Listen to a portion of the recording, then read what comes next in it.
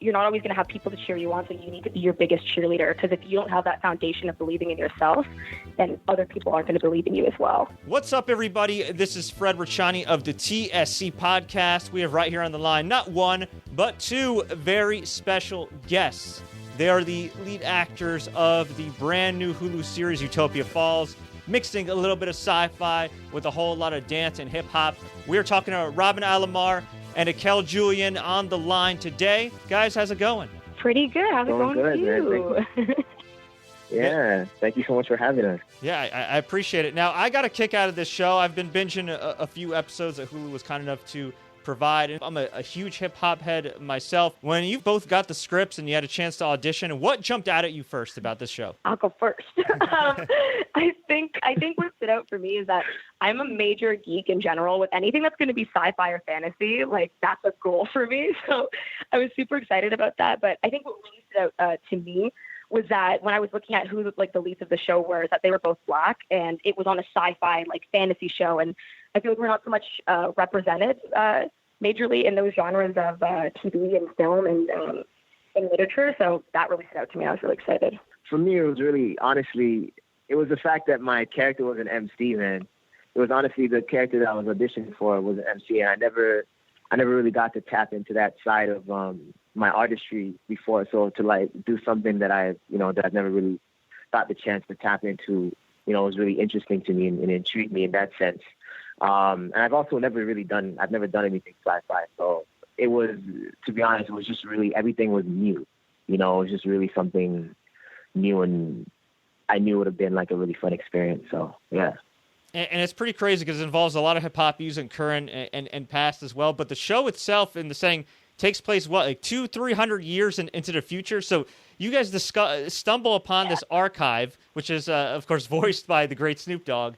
And you just discover hip-hop like it's just like kind of like forbidden art. And I think there's kind of like a subliminal message there that says, man, life without hip-hop would be pretty boring. Mm-hmm. Mm-hmm. Absolutely. I think that like hip-hop is all about speaking your truth and, talking about your story and different circumstances.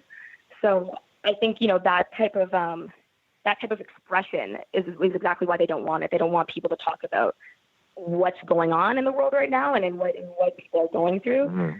So, yeah. Did a little research on you, and it sounds like you're a pretty big anime fan. Is that correct? Oh, I mean, I wouldn't say pretty big anime fan. I mean, I used to watch it a lot when I was younger, but like I watched like Inuyasha, and watched like Yu-Gi-Oh, all those things. I don't know if you guys had like white TV at that time. Yeah, but I'm not a huge anime fan. I am a huge anime fan, though. Oh, perfect. She's a huge fan. She's a huge anime fan. Yeah. What did you grow up watching, Robyn? For me, honestly, like what got me in the beginning was same with Akiel. Inuyasha is what got me. Naruto was like my life. Studio Ghibli, any of those films, I think I've rewatched all of them at least like 7 times, and they never get old. So yeah, I'm pretty crazy like that. I love anime. Hey, nothing wrong with that. I love anime too. I grew up actually a humongous Dragon Ball fan and Tenchi Muyo fan from. Yes, Akiel.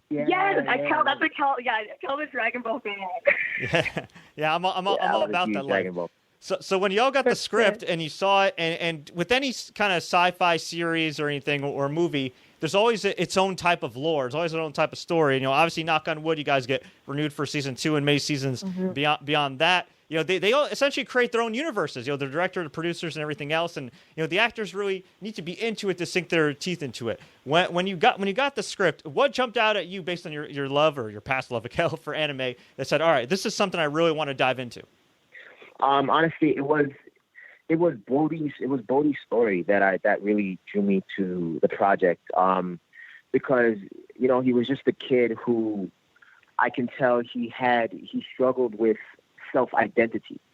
He struggled with self-identity. He didn't necessarily know where he really fit in their society. He always believed that there was something bigger than what he's been taught.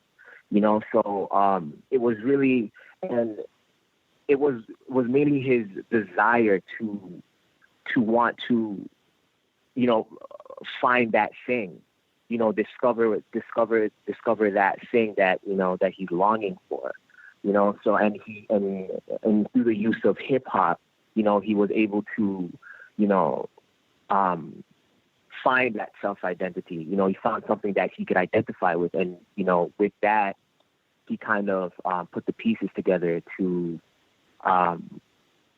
you know, speak his truth, right? Because that's what hip hop helped him do, is help him speak his truth. A lot of the things that he was thinking of, you know, or you know, he believed in, he didn't necessarily know how to articulate it, but with hip hop, the genre helped him to do so, you know. So yeah, that's what that was. Yeah. With you two, you two are very young in showbiz, have been on the Canadian scene for a while, now transitioning not just on a show that's featured in Canada, but now in the States with Hulu, which is obviously a massive platform. What's been the biggest difference going from the Canadian TV and movie scene to Hollywood now? Well, I think for me, this is like my first major project. So this is like my kind of anything. So this is, I think, the transition in general from just going, like having, you know, a larger role on a show and just being on like a bigger set and whatnot, was really, really crazy. It was really crazy, especially being on set. Like, we had this massive sound stage, and I feel like I've never been on something like that before, and that's what really kicked in for me, was that, wow, this is a big production. It's like, look at the set that we're on. This is crazy. That's awesome. And when you two auditioned, I mean, of course, it's not just for saying your lines, it's also hitting the moves and the choreography as well. Was it a little more complicated than some other roles you guys have auditioned for in the past? Yeah. I mean, well, I'm a dancer first, right? So the choreography part of the process wasn't as daunting for me, but it was really the musical part of it. It was the fact that my character was an MC, and it's not something that I've done before. That was I'm more so on the scarier side of things. Also, I felt like I had a huge responsibility as well, you know, because the show talks a lot about the history of hip hop, and I didn't want to, knowing that Snoop Dogg's on the show as well, like I didn't want to, you know, do an injustice to the art form in that sense. So I felt like, but it motivated me, you know what I mean? It motivated, and I think, yeah, so that's that.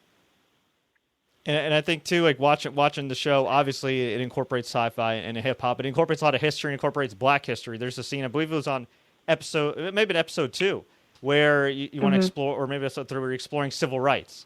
And you said you want to learn more about it. And Snoop Dogg's narrating and talked about, you know, Dr. King and Malcolm X. It's very powerful, and it hits you know, very close to home, especially with Black History Month here in the States. So you talked about your responsibility in that lead role, but what do you feel like the show's overall responsibility is? Obviously, it means to entertain, but I also feel like watching a few episodes that is meant to be also kind of a history lesson. Absolutely. I think that the show is meant to, you know, wake people up as well. I think it's meant to, you know, obviously expose and talk about diversity, but also talk about definitely other issues as well. You know, you can't have hip hop without having history and like knowing people's lives and truths and their struggles and what they've gone through. And like Black history is a huge part of hip hop and music in general.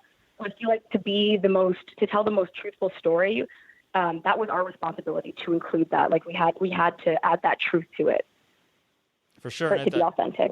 Yeah, and I think you guys definitely did a great job with that based on what I've seen so far. And Robyn, props to you, because I was doing some research on you as well, and I looked up your background. This is your first major lead role. Congrats on that. And I had to really do some digging to find out, accidentally actually, that your stepfather is the famous Roberto Alomar, the Hall of Famer, Toronto Blue Jays legend. I give you huge props for being able to kind of keep that on the low key and really being known, you know, for your own success and your own projects. But I'm sure when you initially transitioned into acting and showbiz, it was kind of tough. Did he have any advice for you that he provided to say, hey, okay, be careful of these trappings of fame?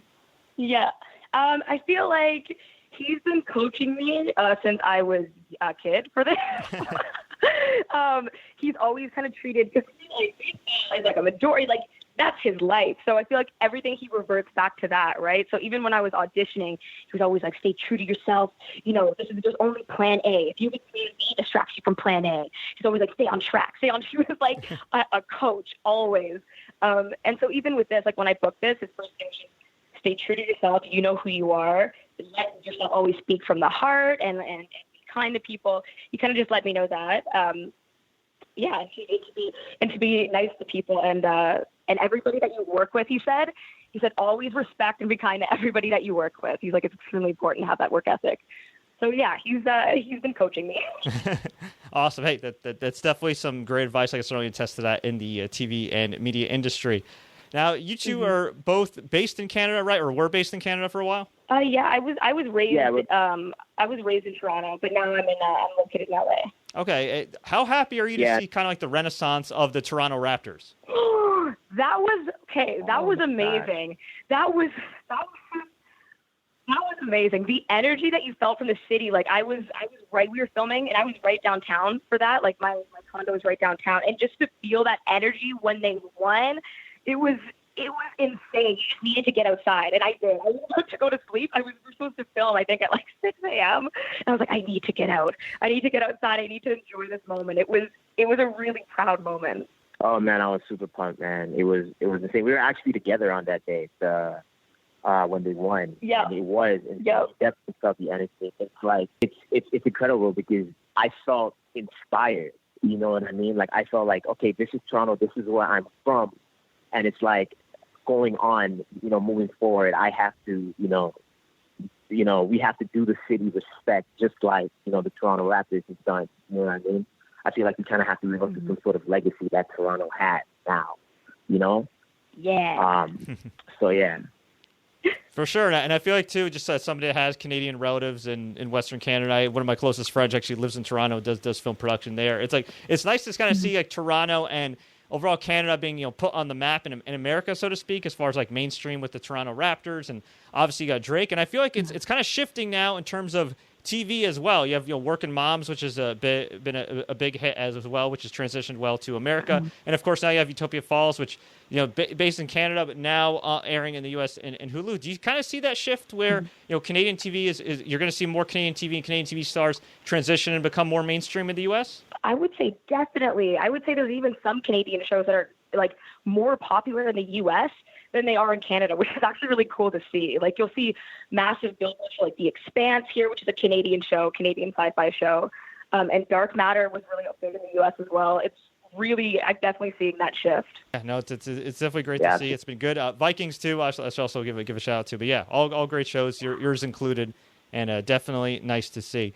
Now, before we let you two go, we usually do some kind of rapid fire random questions just for fans to get to know you a little better. Are you ready? Yes. Oh, yeah. What's your favorite hobbies besides acting and dancing? Playing video games. Dang. I'd have to say between playing video games and listening to music. I'd say. Oh, man, I love the playing with video games line. We also do cover gaming here. You got to tell me, what are you playing right now? I'm still playing Skyrim, and I'm also playing The Witcher. Oh, my God. I'm doing it on Switch right Mario Kart. That's awesome. I'm Yes.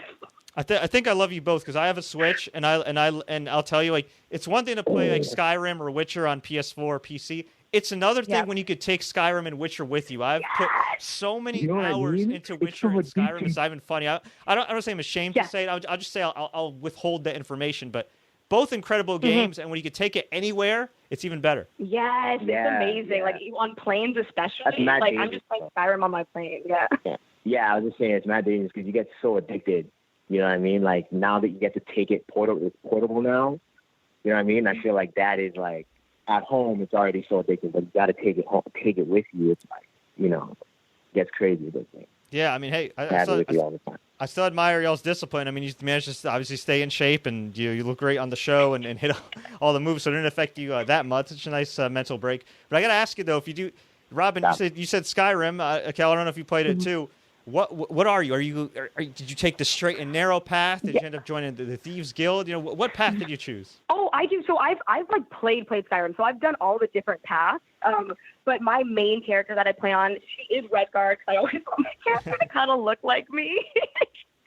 So she's Redguard.